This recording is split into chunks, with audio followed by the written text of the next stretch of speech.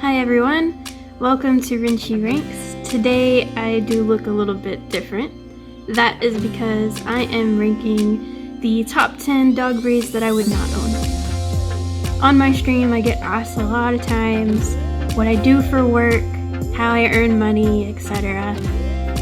Disclaimer, I think that all dogs can be trained. All dogs have different personalities. And I actually enjoy the company of any dog breed. I think that all dogs are cute, or else I wouldn't have worked with them for so long. And I I love dogs. I really do. These are just, from my experience, and in my opinion, the top 10 that I wouldn't own. So let's get into it. Number 10 is a Great Dane. I love Great Danes. I love the look of them. I think they're very sweet. But personally, my lifestyle, I would not be able to handle such a big dog. Those of you who know me know that I'm on the smaller side. I have handled Great Danes before and it's almost impossible for me. Just mainly because of my size. I am also not a huge fan of drool, and from my experience with this breed, they tend to drool a lot. However, they're wonderful dogs. They're very smart. They can be calm.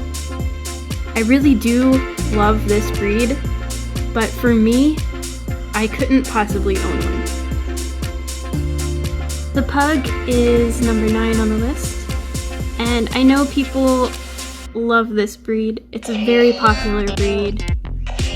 They're cute, they're a really nice size, they're usually really sweet dogs. I actually really like pugs. It's just that I wouldn't own one because of all the health problems that come along with owning them.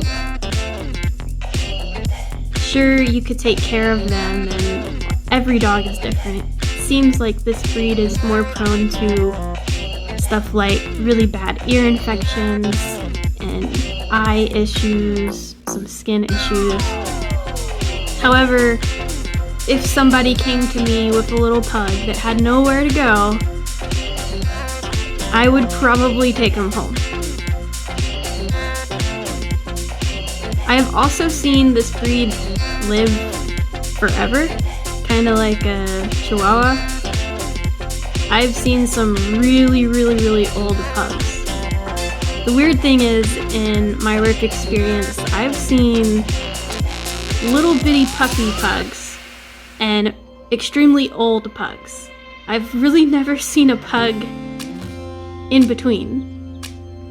I don't know, that's just a little random thing about pugs that I've experienced. Number 8 is a Basset Hound. I actually really like these dogs. I think they're adorable.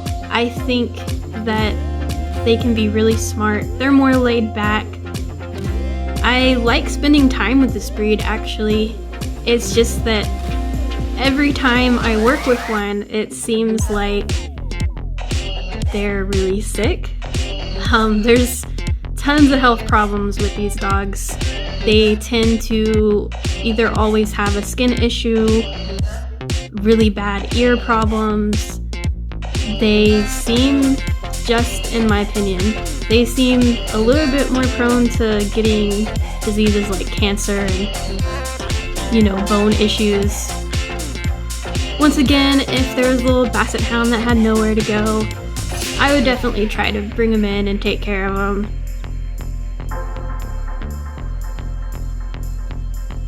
Number 7 is the Chow.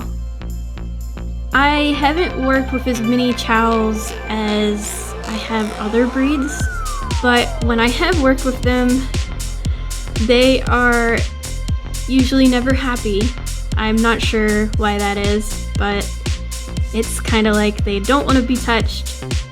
They are more prone to being aggressive, I think. I'm sure that there's some people with chows that have absolutely amazing personalities. This doesn't go for every dog of this breed. Just the ones that I've dealt with. Chows were a little bit touchy for me. Number 6 is a Cocker Spaniel. To be honest, I probably would own one of these if I was really rich, I think. The main issue I have with Cocker Spaniels is that they seem really pricey to keep up, and their fur can get matted pretty easily. With that being said, they're usually really nice dogs when I've dealt with them, and of course they're adorable, but just in my personal opinion, they're not my first choice of dog breed to own. Number 5 is the Great Pyrenees. These dogs are absolutely gorgeous. They are too big for me, and I feel like they should really be kept in a more cold environment, which I am not in. They shed like crazy, and I'm not a fan of drool. I think this breed tends to drool quite a bit. They're also a bit on the pricey side to keep up if you want to make sure they're always groomed properly, and I just think that they're not exactly a dog for me. They are very smart, and they can be really well behaved. The Bulldog. They're also a really popular breed. Everybody loves this breed, it seems. I know a lot of people enjoy having this breed around. They're seen on lots of movies, and they're just really lovable. For me personally, I wouldn't own one because they come with a lot of health issues as well. Every Bulldog that I've worked with usually has skin problems, and kind of really bad skin problems. Of course, that might just go hand in hand with the owner not really taking proper care of them, but it's just really common for them to have skin issues and ear issues, and once again, I'm not a huge fan of drool. They drool a lot, they snort a lot. I do think they're absolutely adorable though. I wouldn't mind hanging around one every day, but as far as like owning one, the vet bill would be really high, and you always have to make sure you're careful with these type of dogs because they could easily have breathing problems due to their snouts being so short. They're pretty fun. I like them, they're cute. Another thing on Bulldogs, it seems like you can't really keep them very clean. In my experience, I have given a Bulldog like 3 baths, and they still stink. The folds that they have in their skin tend to really hold in odors. Just not my number 1 pick, but I do like playing with them and loving on them. Next on the list is German Shepherd. Yes, these dogs are usually police dogs. They're usually really smart and powerful. They're really well known for being great dogs. In my experience, I have worked with a ton, and it seems that no matter what state I'm in, what company I'm under, every German Shepherd I get just about, they're kind of crazy. And that doesn't mean that they're trying to bite and attack me, they're just very hard to handle if you're not their owner, I think. The shedding is also a negative for me. They do shed quite a lot. but I think they are really stubborn, so they're quite hard to train. And I give props to anybody who can train a German Shepherd as well as I've seen them do in police dog videos. They can also be a little expensive to keep up with if you want to make sure they're groomed properly all the time. But I have had my fair share of crazy German Shepherds. But with that being said, I've also met some German Shepherds that are really good and well behaved. So with this breed, I know that it could go either way. Number 2 is the Siberian Husky. When I was a teenager, I would have done anything to get a little Siberian Husky puppy. I love the way they look. I think they are so adorable. You know, you just want to sit there and cuddle them all day. They're very cute, they're very fun, and they can be smart. In all my years working with probably more Huskies than any other breed, I have changed my mind. I give props to anybody who can handle these crazy, hyper, loud dogs.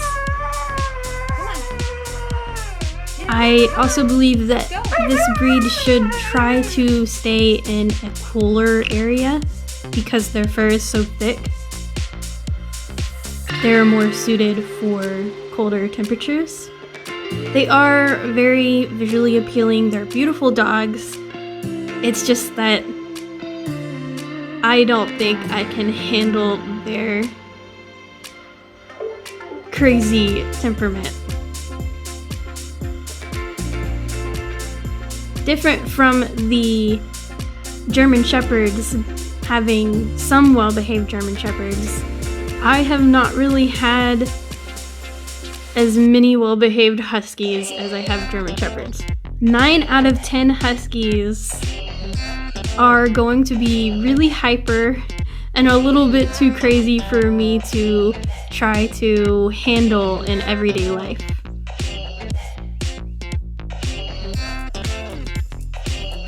That being said, I do really like playing with Siberian Huskies. I love petting them, giving them loves, you know, they're great. But for me personally, I just would not take on owning one.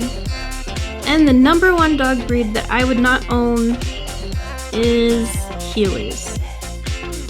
I've dealt with a ton of blue Heelers, and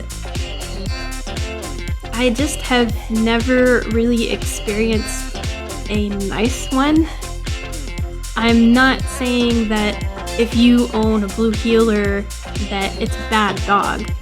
I'm just saying that everyone that I've met is not very friendly towards me or the people I work with. They always tend to bite, be a little bit more on the aggressive side, which means, you know, they would make great guard dogs. They might be really well behaved with their owners, but working with them hasn't always been the best experience with me. I do think they're adorable. I know they can be really smart, and I really give props to the people who can train them pretty well. I've known a couple people who have successfully put them in agility shows and dog shows, and they seem to be good for their owners. If they're dealing with anyone else other than their owners, they don't seem to be the best dogs in the world. But like I said, not all dogs are the same.